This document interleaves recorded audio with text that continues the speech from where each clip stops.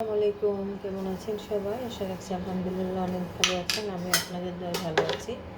আমি আজকে রান্না করব কি সেটাই আপনাদের সঙ্গে একটু শেয়ার করবো। তো দিয়ে দিচ্ছি পেঁয়াজ। তো পেঁয়াজটা রান্না করবো এখানে ডাটা দিয়ে, আলু দিয়ে।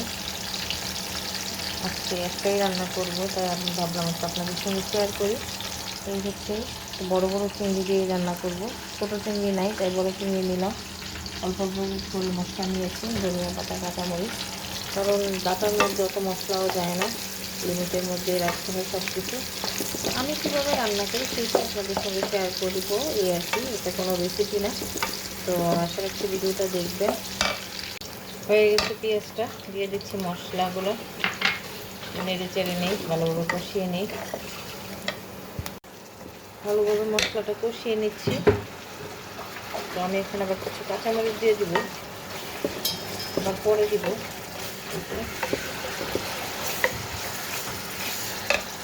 কষানো হয়ে গেছে, দিয়ে দিচ্ছি চিংড়ি মাছগুলো।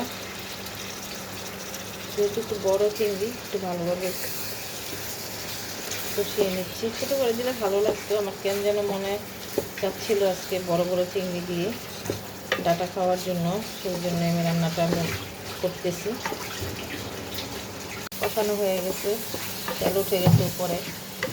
এখন আমি দিয়ে দেব ডাটাগুলো। বিসমিল্লাহ।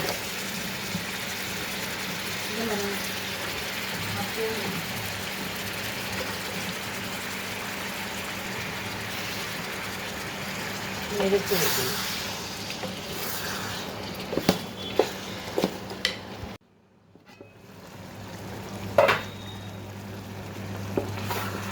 কষিয়ে নিলাম আগে তরকারিটা সুন্দর করে।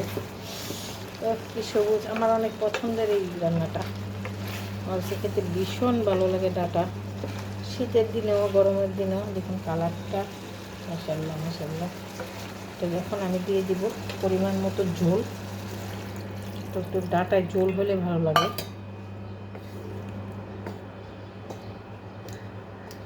এই তো ঝোল দিয়ে আমি এখন ডেকে দিব একটু। এই তো হয়ে গেছে মাশাআল্লাহ, একদম কমপ্লিট। আমি একটু ঝোল ঝোল রাখবো, শুকাবো না।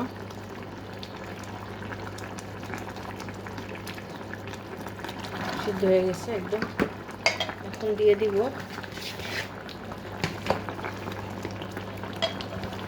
আর একটু কাঁচামরিচ। শীতের দিনে ঝাল না খেলে ভালো লাগে না, একদম বেশি করে ধনিয়া পাতা। তরকারিটা সাধারণ, কিন্তু রান্না করলে হয়ে যায় অসাধারণ। দেখুন মাশাআল্লাহ, অনেক মজা হয়েছে। লবণ টবণ সব চেক করে নিয়েছি, সব ঠিক আছে। আর 5 মিনিট পরে আমি তুলে ফেলবো। রান্না কমপ্লিট, তুলে ফেলবো এখন। তো কেমন হয়েছে ডাটা রান্নাটা কমেন্ট করে একটু জানাবেন। ভালো লাগলে একটু লাইক দিবেন, শেয়ার করবেন। চুলা অফ করে দিয়েছি, গ্যাসের চুলায় রান্না করলে আরও টেস্টি হতো খাবারটা। কিছু করার নাই, গ্যাস থাকে না, এই আর কি। তো বিদায় নিচ্ছি আপনাদের কাছ থেকে। আল্লাহ হাফিজ, আসসালামু আলাইকুম।